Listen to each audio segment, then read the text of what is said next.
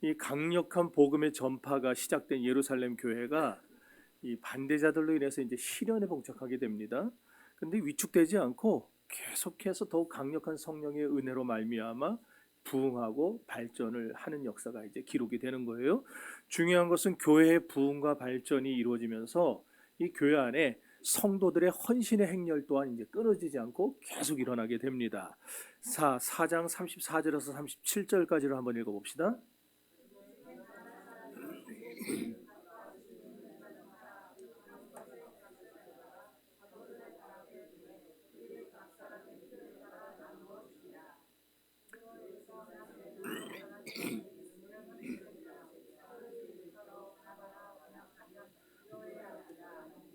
그가 밭이 있음에 팔아 그 값을 가지고 사도들의 발 앞에 두니라. 아멘. 자, 이런 성도들의 헌신은 그러면은 뭐 어떤 거냐, 우연히 이렇게 하다 보니까 된 건가? 그게 아니고 5가지 이유에 의해서 이제 헌신들이 일어나게 됩니다. 첫 번째는 성령 충만의 산물이었어요.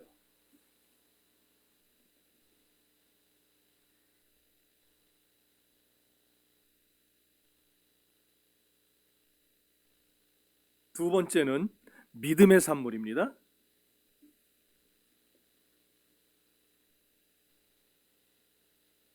세 번째는 사랑의 발로예요. 네 번째는 물질은 내 것이 아니라 전부 누구 것? 예, 하나님의 것이라고 하는 물질의 바른 물질관,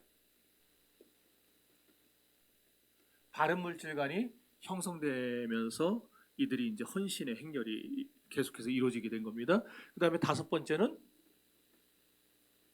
더욱 큰 은혜를 받아서, 이렇게 5가지가 초대교회에 일어나게 되면서 이 사람들이 헌신하게 된 것이지, 그냥 갑자기 막 돈이 남아도 여기 그들이 가난한 사람이 없으니 그러니까 다 부자라서 막 헌신했나 보다, 그거 아니에요.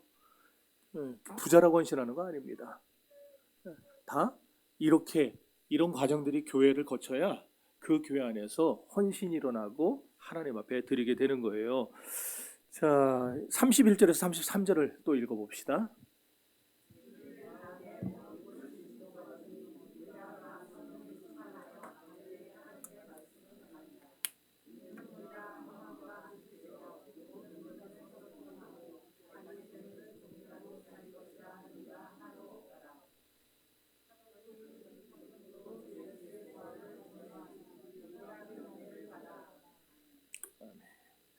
자, 이런 초대교회 성도들의 헌신은 교회를 하여금 더욱 힘있고 크고 강력하게 만들어 갑니다.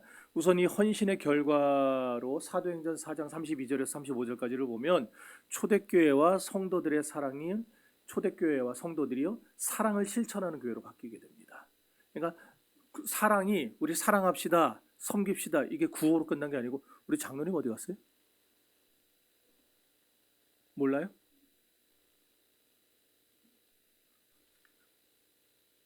뭐 큰일 생겼나?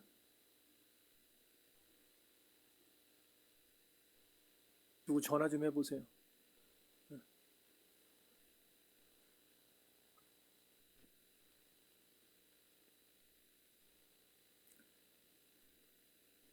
자, 그 다음에 풍요롭고 온전한 교회로서의 면모를 과시하게 되는 거예요. 자, 그럼 이렇게 헌신들이 일어나게 된 출발점이 있을 거 아니에요? 누가 맨 처음에 이제 그 헌신을 시작하니까 사람들이 보고 배웠을 거 아닙니까? 그 시발점이 누구냐? 바나바입니다. 그래서 우리가 아까 읽었던 본문에 바나바에 대한 얘기가 쭉 나왔는데, 자, 근데 이렇게 이제 교회가 헌신하고 성장하고 부흥하고 얼마나 좋은 일들이에요?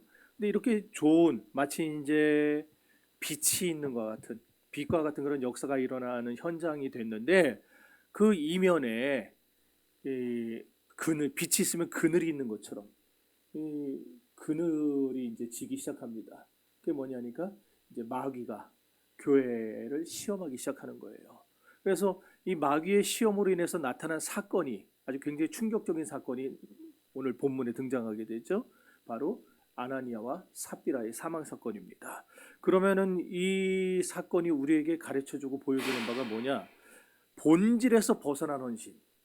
우리가 헌신을 하더라도 그 헌신을 하는 본질, 그 기본의 의미, 뜻, 이걸 잘 알고 헌신을 해야 되는데, 그렇지 않고 헌신을 잘못된 동기를 가지고 하게 되면은 그게 반드시 자기 자신에게도 해를 미치게 되고 교회에도 덕을 세우지 못하고 교회에도 위해를 가하게 되는 그런 일이 있다라는 것을 오늘 본문이 보여주는 겁니다. 그러므로 오늘 우리는 본문을 보면서 우리가 헌신자가 돼도 참된 헌신자가 돼야 되겠다.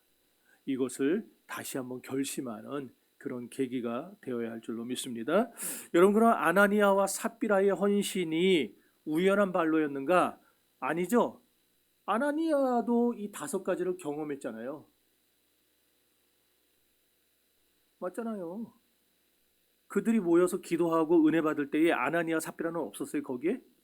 있었잖아요. 그들이 교회에서 은혜 받을 때 있었어요. 은혜 받았어요. 성령 충만 받았어요. 그리고 그들이 정말 우리도 이렇게 헌신해야 되겠다 하는 마음이 생겨났어요. 그러니까 이 5가지 과정을 다 거친 거예요.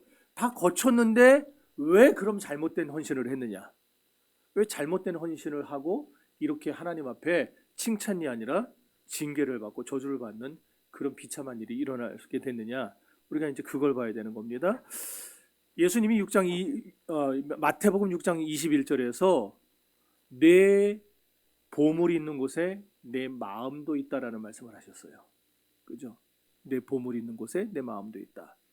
그럼 예수님의 말씀을 비춰볼 때 아나니아와 삽비라의 헌신 또한 교회를 사랑하고 주님을 사랑하는 마음의 표현이었습니다.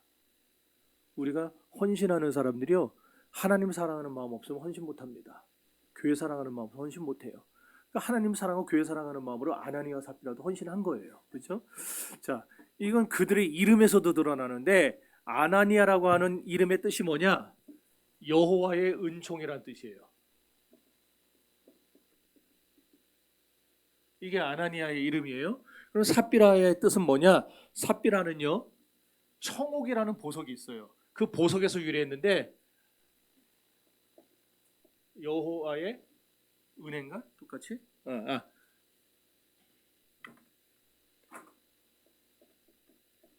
아름다운 은혜. 남편은 여호와의 은총, 아내는 아름다운 은혜. 이름을 이 정도로 지을 정도면은 신앙생활 한두 해 한 사람들 아니죠? 그러니까 은혜를 아는 사람들이에요. 교회 오래 다닌 사람들이에요. 과연 이들은요, 누구의 간섭을 받지 않고 누구의 강요를 받지 않고 자기들 자원에서 자발적으로 한 겁니다. 그러니까 사도들이 너 해서 한 거 아니에요.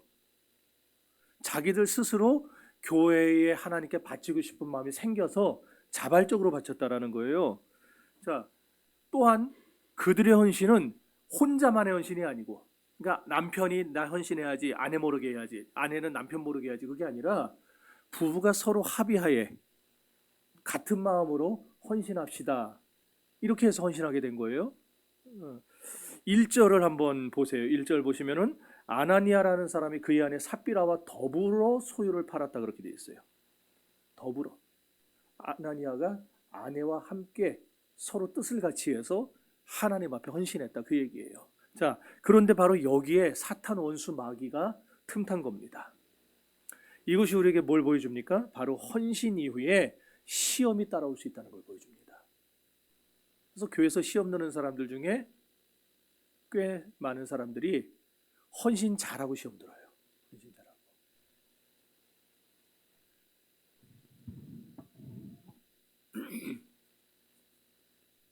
갈라디아서 3장 3절에 보면은 갈라디아 교회 성도들에게 바울이 책망을 하나 했어요. 한번 읽어봅시다. 너희가 이같이 어리석으냐? 성령으로 시작하였다가 이제는 육체로 마치겠느냐?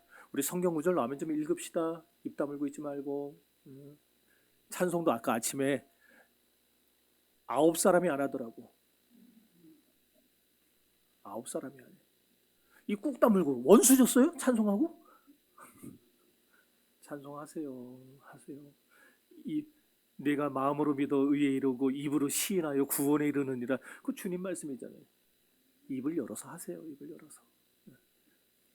이런 것까지 유치원도 아니고 더함 유치원이에요? 이런 거 가르쳐야 되게? 자, 아나니아와 삽비라가 바로 그런 사람이었다라는 겁니다. 성령의 역사에 따라서 움직였어요. 성령의 역사에 따라서 헌신했어요. 그런데 결과는 육적인 결말을 보게 된 비극의 주인공이 된 겁니다. 왜 그랬느냐 도대체. 사도행전 5장 3절로 가봅니다. 베드로가 이르되 아나니아야 어찌하여 사탄이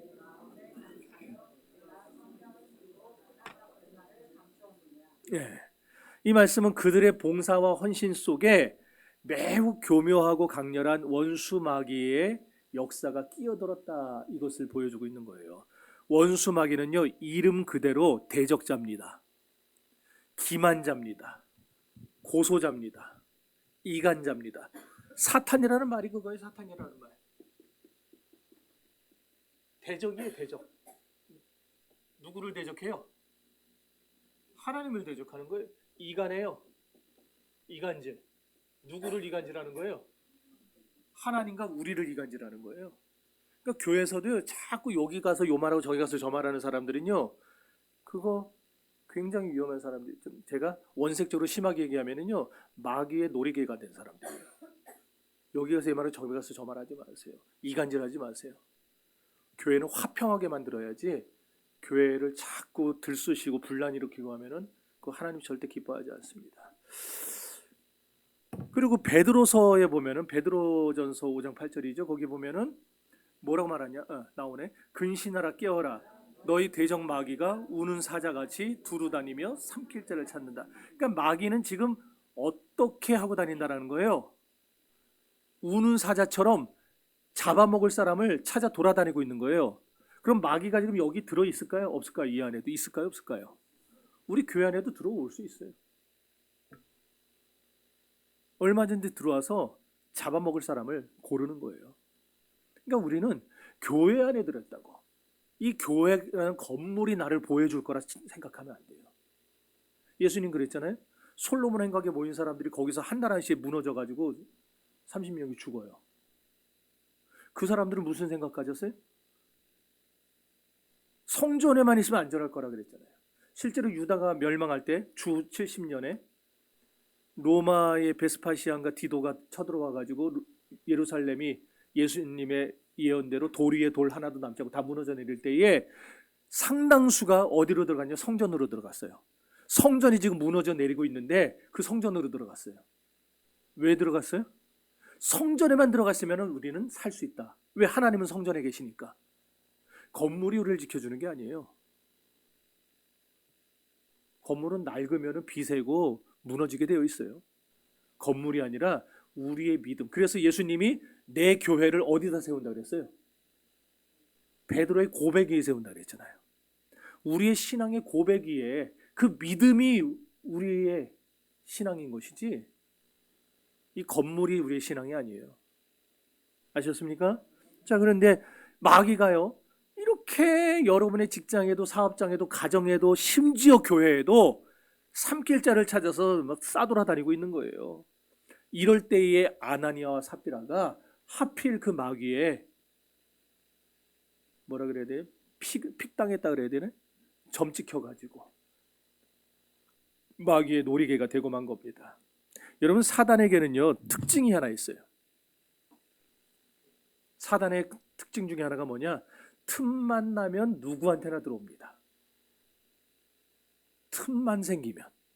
그러니까 제일 좋은 거는 틈을 안 만드는 거겠죠. 틈을 안 만들어야 돼요. 마귀가 들어오지 못하게. 그럼 누구에게나 들어간다 그랬어요. 그러면은 마귀가 딱 보고 이 사람 목사네 안 들어올까요? 이 사람은 장로네 안 들어갈까요?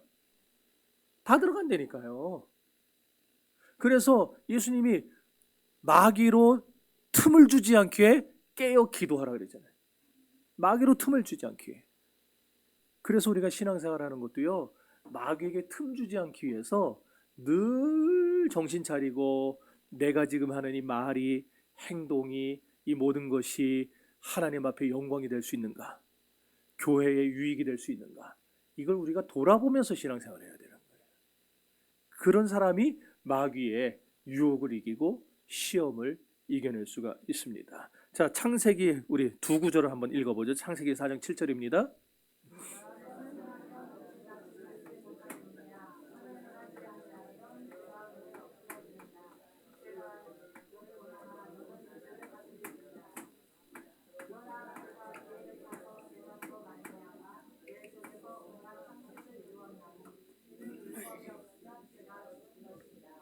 아멘.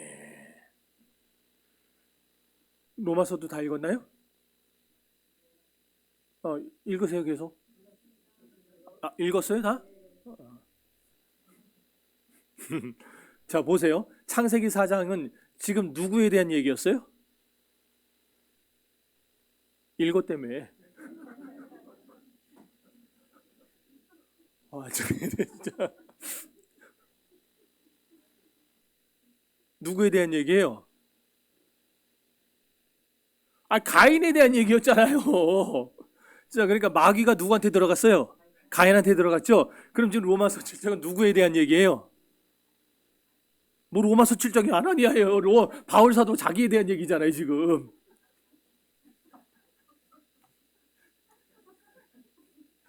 괜찮아요. 그래서 목사가 있는 거예요. 자, 그러면은 마귀가 가인한테 들어갔어요. 그 다음에 바울을 보니까 도망간 거예요. 바울도 찝쩍거렸다는 거예요. 바울한테도. 그럼 바울하고 비교가 안 되는 저나 여러분한테는 마귀가 어휴 그러겠어요?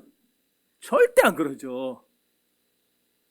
우리는 아주 우스운 거예요. 마귀가 잡아먹기 위해. 그래서 깨어 있으라는 거예요. 그래서 틈을 주지 말라는 거예요. 아나니아와 삽비라가 바로 이런 마귀의 희생물이 된 겁니다.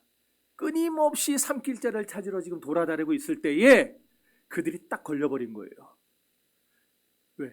헌신 이후에 찾아오는 시험. 이것이야말로 오늘날 우리에게 신앙생활과 봉사생활에 두려움과 위기를 주는 동시에 또한 바른 헌신을 할 수 있도록 경각심을 심어줍니다. 그러니까 우리 교회에도 헌신하는 분들 꽤 많아요. 참 감사한 일입니다. 그 헌신할 때 좋은 마음으로 정말 하나님 앞에 영광 돌리기 위해서 했는데 하고 나서 시험 들지 않도록 자기 마음을 하나님 앞에서 잘 다스려야 돼요. 그러면 더 큰 은혜가 올 것입니다. 자, 그러고 또 여기서 볼 수 있는 거 아까도 얘기했죠? 잘못된 헌신이 얼마나 교회에 위해를 줄 수 있는가. 자기 자신은 물론이고.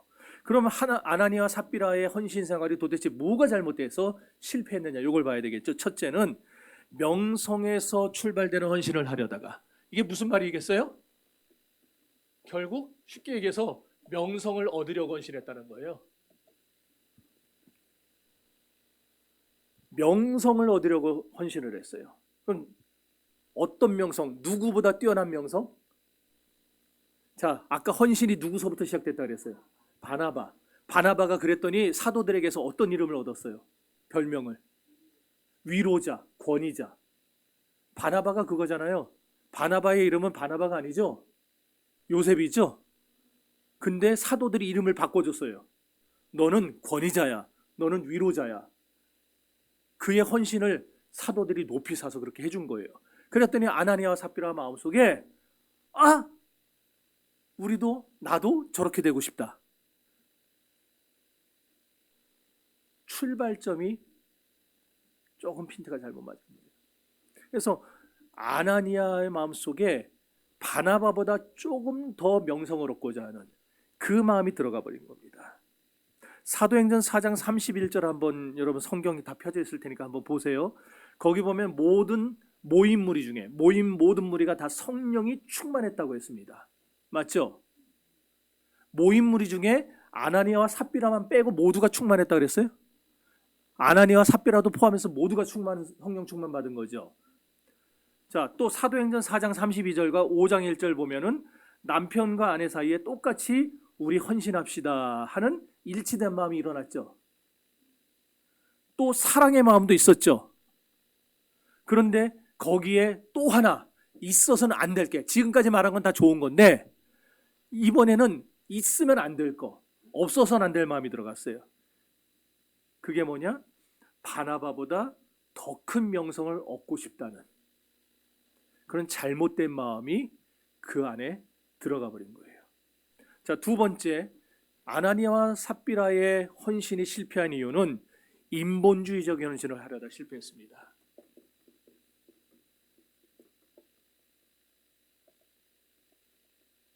인본주의적 헌신. 오늘 본문 1절과 2절을 보면은 더불어라고 하는 단어 나와요. 성경을 보세요, 성경을. 이런 것까지는 저 자막이 안 나옵니다. 더불어 나와요? 그 다음에 알더라 나와요, 안 나와요? 나오죠? 자, 그 더불어와 알더라에 줄을 치세요. 쫙 색깔을 치든지 줄을 치든지 더불어 알더라. 여기서 우리가 깨달을 수 있는 것은 오른쪽에 떨어졌어요, 볼펜. 네. 아나니아의 물질 헌신이 아나니아 혼자만의 결정이 아니고 아내와 함께 내린 결정이라는 거. 그리고 또 하나 알 수 있는 것은 이들의 헌신은 처음부터 끝까지 오직 하나님만을 생각한 신본주의적 헌신이 아니라 남편과 아내, 인간과 인간 사이의 공모에서 비롯된 그릇된 헌신이었다라는 거예요.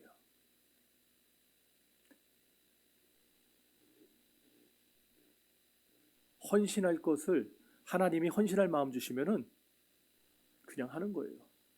그걸 상의해서 우리 얼마 할까?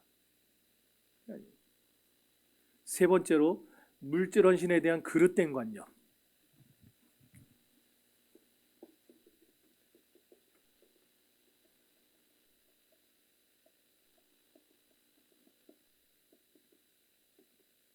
옆으로 못 가니까요. 그릇된 관념. 자, 아나니아 삽비라 마음속에 헌신의 마음이 일어난 순간에 그들이 놓쳤던 게 있어요. 뭐냐면은 그 마음이 일어난 순간 이미 자기가 드리려던 이 물질은 소유권이 넘어갔다는 것을 그들은 몰랐어요. 자, 잘 생각하세요. 아직 이게 내 손에 있어요. 헌신할 마음을 내가 먹었어요. 근데 여전히 내 손에 있어요. 그러니까 아나니아와 삽비라는 이 물질이 여전히 내 거라고 생각한 거예요. 대부분의 사람들이 그렇게 생각합니다. 우리가 하나님 앞에 헌금을 하고 헌신을 하려고 할 때 아직까지 물질이 내 손에 있는 순간까지는 이건 내 거다라고 생각을 해요. 굉장히 큰 착각이에요. 성경적인 헌신은 뭐냐? 내가 마음속에 하나님이 헌신의 마음을 주시고 헌금의 마음을 주시는 그 순간부터 그 물질은 하나님 겁니다. 내 게 아니에요. 우리 인간들이 가장 크게 실패하는 것 중에 하나가 그겁니다. 내 마음속에 하나님이 감동을 하셔서 내가 이것을 섬겨야 되겠다. 이미 그 물질은 내 지갑 속에 있고 내 통장 속에 있더라도 그건 내 돈이 아니에요. 하나님의 겁니다. 그러므로 그 즉시 어떤 생각도 먹지 말고 하나님 앞에 드려야 돼요. 그런데 그걸 못하고 하루 이틀 시간을 끌다 보면 어떻게 돼요? 마음속에서 반드시 아까운 생각 듭니다. 반드시. 이건 제가 경험해봐서 알아요. 아까운 생각이 막 여기서 드려야 될 이유는 몇 가지 생각 안 나는데 안 드려도 될 만한 이유는 막 10가지, 20가지 막 생각나요. 그래서 아나니아 삽비라도 마음 먹었을 때 그때부터 하나님 거니까 딱 자기들의 소유를 팔았으면 바로 드려야 되는데 그러지 못하고 시간을 끌어요. 시간 끄니까 어떻게 됐어요? 소유를 판 것 중에 일부를 숨겨버리는 거예요. 요거는 급한 일이 생길 때 써야지. 나머지를 드리게 되는 거예요. 그러니까 자기는 내가 드리려고 하는 것 중에서 내가 이만큼 드렸잖아. 그렇게 생각하겠지만 하나님은 어떻게 받아들이시는 거예요? 원래 드리겠다고 한 거에서 이미 하나님께 됐는데 내가 아나니아가 하나님 걸 손댄 거예요. 굉장히 관점이 다르죠. 기억하십시오. 여러분도 하나님 앞에 헌금하고 헌신하는 거, 그 마음이 들어가는 그 순간에 이미 여러분 그 물질은 내게 아니다라고 생각들을 가지셔야 됩니다. 모든 물질의 주인은 하나님입니다. 이 사실을 모르는 사람은요, 물질에 대해서 올바른 관념을 가질 수가 없어요. 그래서 작정하겠다고 한 다음에 자꾸 아까운 마음이 들어서 미루는 거예요. 그러다 정신 차리고 보세요. 그물질 남아있던가요? 온전히 남아있던가요? 꼭 어딘가 다 새버렸죠? 근데 어디다 썼는지도 몰라요. 이게 어디 썼지 했는데 다 나가버리고 없어요, 내 손에는. 하나님은요, 절대 손해 안 보십니다. 끝내 여러분이 헌신하려고 마음먹었던 거, 차일피일 미루고 주저하다가 못 드렸던 거, 하나님은 어떻게 해서든지 받아가십니다. 그런데 여러분이 기쁜 마음으로 드리는 게 아니잖아요. 그래서 하나님도 그 물질을 안 받으세요. 가져는 가시는데 안 받으세요. 안 받고 여러분을 깨우치기 위해서 그 물질을 그냥 뺏으시는 거예요. 저는 오늘 참 감사합니다. 이 본문이 내가 선택한 게 아니고 순서에 따라서 나왔다는 게 너무너무 감사합니다. 자, 네 번째로 하나님에 대한 외경 사상의 부족 때문에 헌신에 실패했어요. 부재라고 하는 게 낫겠네요. 외경 사상의 부재. 외경 사상이 뭐겠어요? 경외라는 말하고 같은 말인데, 하나님을 두려워만 하는 게 아니고 하나님에 대해서 우리가 뭐라 그래야 되나? 사랑이 베이스예요. 하나님을 너무너무 사랑해요. 그래서 그 하나님을 내가 내 모든 걸 다 바쳐서라도 하나님을 섬기고 싶은, 그게 외경이에요. 자, 오늘 본문 3절에 보면은 성령을 속이고라는 말씀이 나와요. 4절에서는 사람에게 거짓말한 것이 아니라 하나님에게로다라는 말씀이 나옵니다. 자, 아나니아와 삽비라가 성령을 속이고 또 땅값 얼마를 감추고 하나님께 거짓말을 한 것은 하나님을 사랑하는, 하나님을 두려워하는 외경 사상이 부족했기 때문에, 부재했기 때문에. 오늘날도 똑같습니다. 여러분, 하나님을 믿는다고 다 참된 신앙이 아니에요. 하나님에 대한 외경 신앙이 없으면 마귀의 유혹에 빠지게 되는 겁니다. 가인이 하나님을 믿었을까요? 안 믿었을까요? 그러면 이제 심각해지는 거 아니에요? 하나님을 믿었는데 세상에 그딴 짓을 하고 하나님께 버림받고 심각해지잖아요. 차라리 하나님을 안 믿었으면 간단해지거든요. 안 믿었으니까 그렇게 됐지. 근데 분명히 가인은 믿은 사람이잖아요. 어떻게 알아요, 우리가 그거를? 하나님께 제사하려고 그도 자기의 소유로, 자기의 그 농사 지은 거 가지고 하나님께 드렸잖아요. 그런데 하나님은 믿었지만 뭐가 없는 거예요? 하나님을 외경하는 이 마음이 없었던 거예요. 이 마음이 없으니까 자기 동생도 쳐 죽이는 겁니다. 그러다가 하나님께 깝죽대다가 버림을 받아요. 사울왕, 하나님 믿었어요, 안 믿었어요? 믿었잖아요. 하나님 믿던 사람이잖아요. 그런데 하나님을 외경하는 신앙이, 이런 사상이 적으니까, 없으니까 제사장만 드릴 수 있는 제사를, 번제를 지가 드리겠다고 하다가 하나님께 버림받죠. 그죠? 그러니까 우리가 하나님 믿는 거하고 하나님 외경하고 경외하는 거하고 동일선상에 놓지 마세요. 하나님은 다 믿을 수 있어요. 우리 교회 안에도 다 하나님 믿는다 그러지 안 믿는 사람 여기 앉아 있겠습니까? 믿는 사람이니까 앉아 있지. 그런데 하나님을 외경하는 사람은 그렇게 많지는 않아요. 하나님을 외경하는 사람. 요셉은 그런데 반대의 경우죠. 보디발의 아내가 강하게 유혹을 할 때 그 사람은 흔들림 없이 자기의 굳건한 믿음을 지켜요. 그게 어떻게 그렇게 된 거예요? 하나님을 외경하는 사상에서 비롯된 겁니다. 그 증거가 성경에 나오죠. 창세기 39장 9절입니다. 애기 신경 쓰지 말고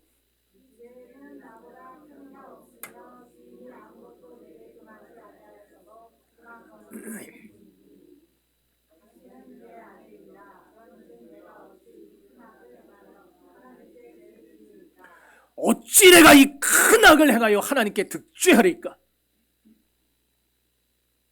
요셉의 머릿속에는 하나님을 외경하는 신앙이 항상 자리 잡고 있었던 거예요. 내가 어찌 하나님께 득죄하겠습니까? 다섯째로, 영적인 무지 때문에 실패했어요.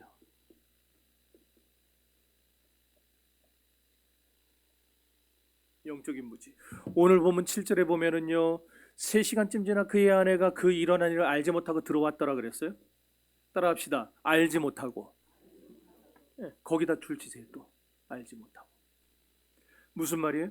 아나니아의 죽음에 대한 삽비라의 무지를 보여주는 겁니다. 물론 이것은 삽비라만의 무지는 아니었어요. 아나니아의 불신실한 행동 또한 무지의 결과였습니다.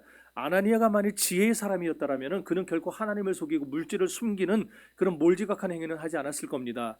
여러분, 무지는 이렇게 우리의 이치를 어둡게 만들어요. 우리를 흑암에 거하게 만들고 범죄하게 만듭니다. 그래서 결국 우리를 멸망하게 만드는 사탄의 마귀의 전술입니다. 욥기 38장 2절에 보면은 무지한 말로 생각을 어둡게 하는 자가 누구냐 그랬어요. 그 다음에 시편 82편 5절에 가면 그들은 알지도 못하고 깨닫지도 못하여 흑암 중에 왕래하니 땅의 모든 터가 흔들리도다 그랬습니다. 시편 14편 4절에 보면 죄악을 행하는 자는 다 무지하냐? 꼭 내가 읽으면 여러분 안 읽더라. 같이 읽는 거예요. 같이. 저도 읽고 시작. 죄악을 행하는 자는 다 무지하냐?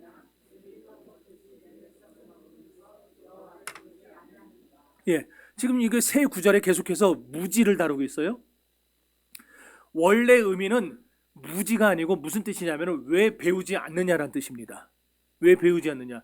다시 말해서 하나님은 계속해서 이스라엘에게 말씀해 주셨는데 그들이 그 말씀을 통해서 안 배우고 있다는 걸 지적하는 거예요. 그럼 이걸 오늘 우리에게 끌고 오면은 하나님은 우리에게도 동일하게 계속해서 말씀하시죠. 뭘로 말씀하십니까? 이 시대에. 성경을 통해서 먼저 말씀하시고 또 뭘 통해서 말씀하세요? 목사의 설교를 통해서 말씀하시죠. 그러니까 제가 성경을 여러분에게 읽게 하고 목사가 설교하고 하는 이런 걸 통해서 하나님은 우리에게 가르치시길 원하는 거예요. 뭘 가르치시길 원하냐? 성경을 통해서 하나님은 어떻게 섬겨야 되는구나, 우리가 신앙생활은 이렇게 해야 되는구나, 이런 걸 배우기를 원하시는 겁니다. 그런데 안 배워요. 눈 가리고 귀 막고 안 들어요. 안 배워요. 그런 사람들을 가리켜서 하나님이 이사야 1장 11절에서 뭐라 그러냐면 매일 너희는 헛되이 나의 성전마당만 밟는 자니라 그랬어요. 오늘날로 치면은 교회 쓸데없이 교회만 왔다 갔다 하는 사람이라는 얘기예요. 분명히 자기는 믿는다 그럴 거 아니에요. 자기 믿는 사람이라 그러니까 교회 나왔을 거 아니에요. 근데 하나님이 보실 때는 쓸데없이 교회만 왔다 갔다 하는 사람. 하나님이 믿는 자라 불러준 게 아니에요.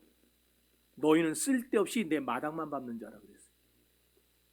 얼마나 부끄럽고 얼마나 비참한 얘기입니까? 나는 믿는다고 생각하는데. 그래서 우리는 배워야 돼. 여러분은 매번 하는 설교를 통해서 그 설교에 다는 캐치를 못해도 설교를 통해 하나씩만 배워나가도 1년에 52개죠. 오후 예배까지 하고 수요 예배 금요 철야까지 하면은요, 세상 200개는 배웁니다. 200개 배우면은요, 사람이 이만큼 달라질 수 있어요. 배우시기를 바랍니다. 왜 아멘이 적어요? 배우시기를 바랍니다. 하나님의 뜻에 무지한 성도가 되지 말기를 바랍니다. 하나님의 뜻을 분별할 수 있는 지혜로운 성도들이 되시기를 주의 이름으로 축원합니다. 예, 자 시편 49편 10절. 기분 좋네. 읽어봅시다.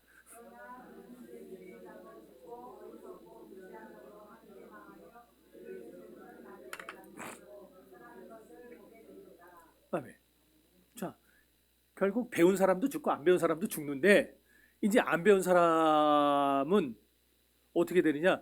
그 재물, 내가 이거를 아끼고 내가 이거를 안 하면, 안 드리면은 이게 다 내 거가 되고 내 자식들한테 가겠지 생각하는데 그게 다 떠나가는 걸 보게 된다는 거예요. 무슨 말이냐? 제가 아는 어떤 안수 집사님이 소방청장으로 재직하시다가 퇴직을 했어요. 그리고 개인 사업을 차렸습니다. 소방 관련 개인 사업. 그러니까 먹고 사는데 이제 문제가 있겠어요, 없겠어요?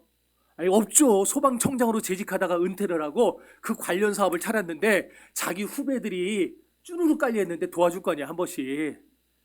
그리고 관내에서 뭐 이렇게 소방 점검하고 할 때 부족하면 거기서 사라고 할 거 아니에요. 대놓고 얘기는 안 해도 어디 알려달라고 그러지 알려주지 않겠어요?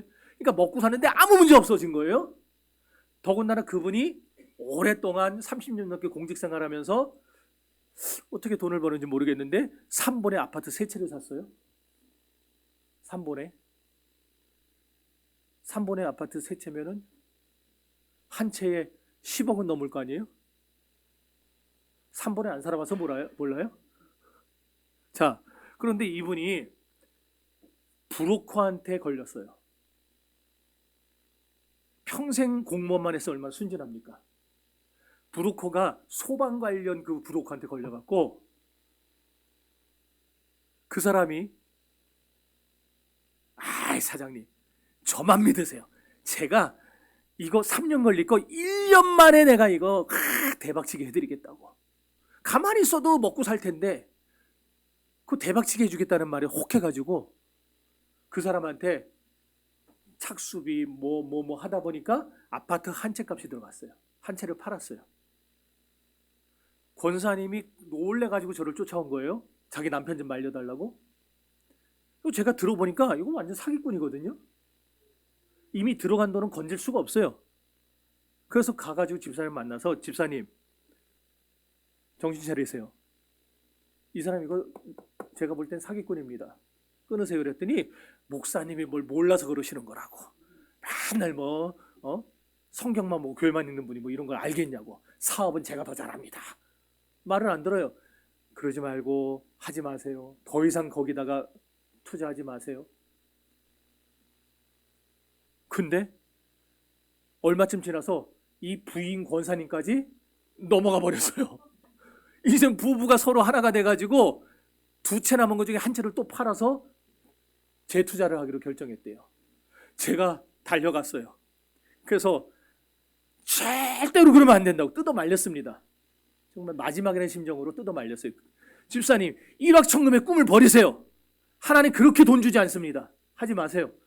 차라리 이번에 파는 거는요, 하나님께 눈 딱 감고 하나님께 헌금으로 드리세요. 그랬더니 뭐라 그런지 아세요? 그분이 저한테 대놓고 목사가 돼가지고 말이야, 교인이 잘 되라고 기도는 못 해줄 망정 교인 돈을 뺏어 먹으려고 눈이 벌게졌다고. 내가 한순간에 교인 돈 뜯어먹는 눈벌게진 목사가 돼버렸어요. 그래서 내가 당신 같은 사람하고 교회를 옮겨버렸어요. 그래서 제가 어떻게 했을까요? 잘 가라.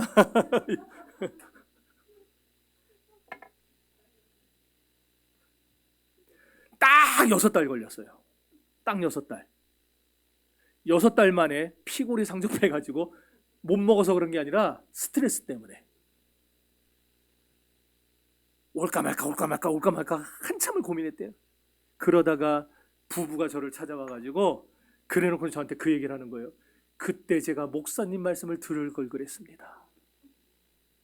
그래서 왜요? 그랬더니 그놈이 사기꾼일 줄이야 내가 어찌 알았겠습니까? 아니 제가 사기꾼이라는 말씀 드렸잖아요. 그랬더니 그때는 진짜 그 사람이 내 동아줄인 줄 알았는데 사기꾼이었다고. 차라리 그때 판 아파트 한 채를 목사님 말씀 듣고 헌금할 걸. 그랬으면 내가 복을 받았을 텐데. 너무 후회가 됩니다. 제가 그제야 그분에게 물어봤습니다. 집사님, 안수 집사님이시잖아요. 그동안 11조상을 했습니까? 안 했대요. 신혼 초까지는 했는데 애 둘 낳고 키우다 보니까 좀 빠듯하면서 11조 손대기 시작했대요. 그러다 이게 굳어져서 30년이 넘도록 11조 생활을 안 한 거예요. 안수 집사가. 그래서 제가 진짜 목사가 하기 힘든 말을 했습니다. 하나님이 30년 동안에 11조 걷어가신 겁니다. 아파트 2채. 최소 20억. 하나님이 걷어가신 겁니다. 그랬어요. 반대로 다른 케이스도 있어요. 고양시에 가면 비전교회라고 있습니다. 여러분이 치면 다 나와요. 비전교회라고 있어요. 그 교회 폐지 주워 사는 80이 다 된 70대 후반의 할머니 집사님이 계세요. 남편이 일찍 죽고 그 고양시 저기 이제 공장지대 저기 안에 땅 3평 달랑 3평 놔뒀어요. 어디다 써먹을 수가 없는 거예요. 3평짜리 팔 수도 없고. 그러니까 쓸모없는 땅 그냥 끌어안고 아들하고 50대 아들인데 결혼도 안 했어요. 취직도 못 했어요. 그 아들하고 둘이 사는 거예요. 폐지 주워가면서. 아들은 맨날 집에서 그냥 빈둥거리고 있고. 그런데 창동 개발된다는 얘기 들었죠? 창동지구 개발된다는 거. 권사님 모르세요? 이쪽 지역만 아세요? 고양시 저쪽에 창동지구가 개발된다는 거예요. 3기 신도시. 그래서 보니까 요 세 평짜리 짜투리 땅이 그 맨 중심지로 들어갔어요. 그래가지고 아니었으면 팔리지도 않을 땅인데 그거 3평을 얼마에 팔았냐면 1억 2천에 팔았어요. 그러니까 이분이 너무 기분이 좋아서 5천만 원을 하나님 앞에 감사원금을 가지고 온 거예요. 목사한테 갖고 왔어요. 그런데 목사님이, 그분은 저보다 더한 분이에요. 집사님 11조 생활 하세요? 못합니다. 그러면은요, 이거 감사원금이라 쓰지 말고 봉투에 다시 드릴 테니까 내가 지금까지 예수 믿고 떼먹은 모든 11조 그렇게 써서 하나님께 드리세요. 꼭 그래야 될까요? 그렇게 하세요. 하나님이 놀랍게 역사할 겁니다. 꼭 그렇게 쓰세요. 내가 예수 믿고 지금까지 떼먹은 모든 11조. 그래서 그 집사님이 그 말을 듣고 그렇게 써서 냈어요. 근데 아들이 그 얘기를 들은 겁니다. 아들이 교회를 쫓아왔어요. 그래갖고 목사를 죽이느니 살리느니 돈 내놓으라고, 5천만 원 내놓으라고. 그러니까 목사님이 못 주겠다고. 이미 하나님 앞에 간 거, 그건 하나님 거지 내 게 아니다. 못 준다. 버텼어요. 그랬더니 목사를 때렸어요. 아들이 목사를 좁혔어요. 아들도 그 교회 성도인데 목사를 좁혔어요. 그래도 패도 못 준다. 그러니까 가가지고 며칠 뒤에 시카를 가지고 나타났어요. 배돼지를 쑤셔 죽여버린다고, 내놓으라고. 근데 목사가 죽여! 이런 거예요. 죽여! 내 돈이면 내놓주는데 내 돈이 아닌데 어떻게 주겠냐고. 그거 하나님 건데. 죽이라고! 그냥 이걸 그냥 이러다가 갔어요. 그 다음부터 예배 시간에 목사를 그냥 째려보고 그냥 노려보고 그 몇 달을 그렇게 가는 거예요. 근데 나중에 보니까 눈빛에 이제 힘이 좀 빠졌어요. 이제 자기도 포기한 겁니다. 그래서 목사님 불렀대요. 아들을 불러서 목양실로 오라고. 그런 다음에 위로를 해주고, 그래, 조금만, 이제 다 됐으니까 조금만 참아보시라고. 하나님이 역사하실 겁니다. 그 아들이, 역사는 개뿔 그 5천만 했으면 내가 뭐라도 하지 이러면서 목사 앞에다 두고 궁시렁궁시렁 거리게, 조금만 더 참아보세요. 조금만 더 참아보세요. 이건 실화예요. 그래서 이 사람이 그렇게 하고 갔어요. 근데 진짜 1년이 가기 전에 역사가 일어났어요. 뭔 역사가 일어났느냐? 아들이 한국도로공사에 계약직으로 취직이 됐어요. 52살짜리가. 52살짜리 취직돼요? 그것도 공사에? 계약직이지만 자기가 태어나서 지금까지 처음으로 제대로 된 월급을 받아본다 그러더라고요. 그래가지고 집안에 경사가 난 거예요. 막 그냥 와, 아들하고 엄마가 아들 끌고서 와가지고 이놈의 새끼 그냥 빨리 목사님한테 사죄하라고. 너무 고맙다고, 너무 감사하다고, 목사님 가르쳐준 대로 했더니 이렇게 복을 받았다고. 그러니까 목사님이, 하나님이 더 놀랍게 축복하실 겁니다. 우리 집사님의 11조를 받으시고 더 놀랍게 축복하실 겁니다. 그랬더니 무슨 더 축복이 있겠습니까 하고 갔는데 1년 뒤에 계약직 중에 성품 좋고 일 열심히 하고 상사들한테 점수 잘 받은 사람 3사람을 뽑아서 무기계약직으로 삼았대요. 그 3사람 중에 하나 들어갔어요. 무기계약직이 돼서. 에? 그걸 나한테 물으면 어떡해. 국교에서 그렇다는데. 의심하지 마세요. 의심하지 마세요. 안 그럴 것 같아 자기는? 내가 신앙이 별로 없는데 우리 어머니가 5천만 원 1억 드렸다. 안 할 것 같아? 저 많이 봤어요. 그런 사람들.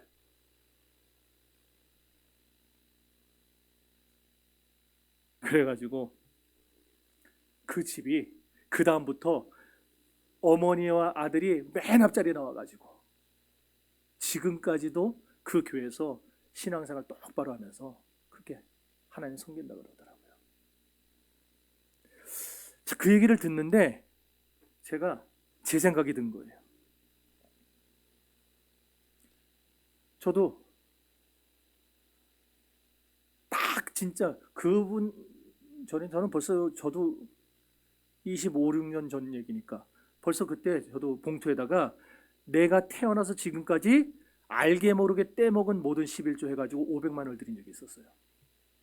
여러분 생각해 보세요. 제가 직장 다닐 때는 제 모든 11조 어머니가 관리했어요. 우리 어머니가 철저하게 냈어요. 제가 사역하면서는 전도사가 무슨 떼돈 봅니까? 그러니까 뭐 떼어먹을 게 있겠어요? 떼먹을 게 있겠냐고요. 그러니까 저는 다 잘했어요. 그런데 생각해 보니까 까마귀 성도들이 한 번씩 가져다 준 거. 목사님 이거 필요한데 쓰세요. 목사님 뭐 좀 여름에 원기 회복하세요. 그러면서 뭐 갖다 준 거. 이런 것들 보니까 어떤 건 한 것도 같고 어떤 건 안 한 것도 같고 헷갈려요. 그래갖고 그래 나도 하나님 앞에 떼먹은 게 있는 것 같다. 그래갖고 저도 돈 그동안 힘들게 모았던 거 해서 500만 원 넣어가지고 11조를 드린 거예요. 지금도요 우리 재정부장 거친 분들이 몇 분 계시니까 분명히 아실 거예요. 제 11조에 1,000원짜리 본 적 있으세요? 없죠? 제 11조에 다 10,000원짜리죠? 최소한. 분명합니다. 이거는 제가 자신 있게. 그럼 제가 사례를 딱 10,000원짜리 맞춰서 받나요? 1,000 얼마 이렇게 받죠? 뒤에 짜투리. 저는요 지금까지 한 번도 내 11조를 1,000원 단위로 내본 적이 없어요. 다 10,000원으로 반올림해서 1,000원이 나와도 10,000원으로 내고 5,000원이 나와도 10,000원으로 내고 다 11조를 반올림해서 냈지. 성도 여러분, 지금 제가 저 자랑하려고 그러는 것도 아니고 여러분한테 뭐 그렇게 해라 강요하려는 것도 아니고, 놀라운 거는 저는 지금까지 살면서 목사가 뭔 저기라 했겠어. 그런데 살아온 거 보면은 다 하나님의 은혜로 살았습니다. 보면은 하나님이 우리 애들들 다 입히고 먹이고 키워주시고 우리 그렇게 부부 크게 안 아프고 지금까지 살아오고 다 가족들 저희 형제들 다 예수 잘 믿고 여러분이 하나님 앞에 그릇된 마음이 아니고 바른 마음으로 헌신하면 하나님이 절대로 모른 척하지 않습니다. 반드시 역사하십니다. 이렇게 아나니아와 삽비라의 그릇된 헌신의 자세가 그들로 하여금 속임과 감춤과 그 다음에 거짓의 사람이 되게 한 거고 그릇된 헌신자로 전락시킨 겁니다. 중요한 거는 사탄 마귀에게 우리가 사로잡힐 때 우리 하나님이 우리에게 주신 자유의지를 상실할 수 있다는 거예요. 자, 창세기 2장 16절입니다.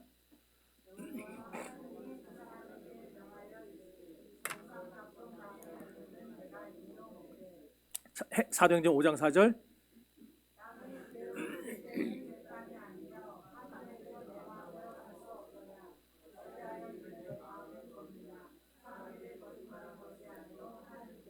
아멘. 자, 창세기 2장에서는요 동산 나무의 모든 열매를 임의로 먹을 수 있는 자유의지를 주셨어요. 그런데 사도행전 5장에는 마귀에게 넘어간 다음에는요 땅을 팔고 난 다음에 그 돈을 자기 마음대로 할 수 없는 거예요. 마귀의 유혹에 넘어가서 마귀가 꼬시는 대로 시키는 대로 하게 되는 겁니다. 이렇게 마귀가 틈타면요 하나님이 주시는 자유의지를 상실하게 됩니다. 교회의 위기는 외부적으로만 오는 게 아니에요. 내부적인 요인에도 일어납니다. 아나니아와 삽비라의 헌신, 이런 잘못된 헌신이 예루살렘 교회에 큰 파란을 일으킬 줄 누가 알았겠습니까? 중요한 거는요 교회에 계속적인 부흥이 일어나고 발전이 일어나려면 두 가지가 필요합니다. 첫째는 아나니아와 삽비라 같은 존재는 죽어야 된다는 겁니다. 이게 무슨 말이냐면은 우리 속에 감춤과 속임수와 거짓과 무지가 교회에서 사라져야 된다 그 말이에요. 우리 더함교회에는요 감추는 게 없어야 됩니다. 더함교회는 속임이 없어야 됩니다. 더함교회는 거짓말이 없어야 됩니다. 더함교회는요 하나님을 모르는 무지가 없어져야 됩니다. 두 번째는 교회에는 두려움이 있어야 됩니다. 공포가 아니에요. 하나님에 대한 외경, 하나님에 대한 바른 경외, 이게 우리 더함교회에 있어야 된다는 거예요. 사도행전 5장 4절 다시 읽어봅시다.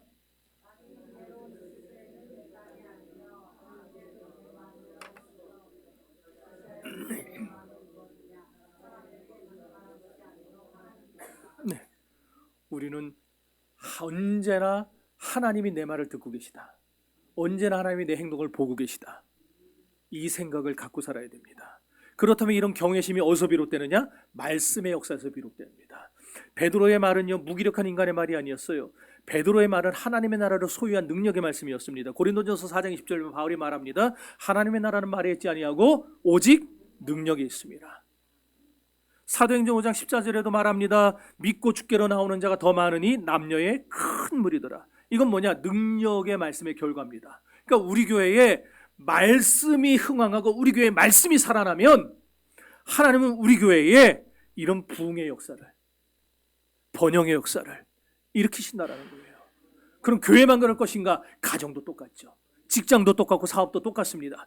여러분들이 여러분의 사업장에서, 여러분의 가정에서 하나님의 말씀을 붙들고 살면은 그 말씀으로 위기를 극복하고 말씀으로 고난을 극복하면 하나님은 여러분의 생활 가운데 더 큰 부흥의 역사가 나타나도록 역사하실 것입니다. 성도 여러분, 그러므로 오늘 여기서 우리는 교회의 바른 모습을 설정해야 됩니다. 우리 더함교회 아나니아와 삽비라 같은 이 속이고 감추고 거짓과 무지 이런 것들이 사라져야 될 것이고 하나님을 온전히 두려워하고 경외하는 이 바른 모습들이 정립이 되어야 될 것입니다. 이번 한 주간 동안에 여러분이 무슨 말을 하건 어디 가서 무슨 행동을 하건 그 모두가 하나님께 하는 것이라는 사실을 명심하시기를 바랍니다. 그래서 우리 개혁주의는 호람데오라는 걸 말해요. 많이 들었죠? 저한테서.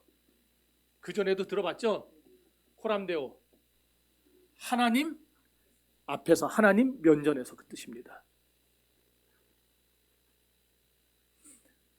여러분, 하나님 면전 앞에 사는 사람처럼 사세요. 하나님 면전. 그래서 교회에 찾아온 위기가 한 길로 왔다가 7길로 도망가는 역사가 일어나기를 우리 주님의 이름으로 축원합니다.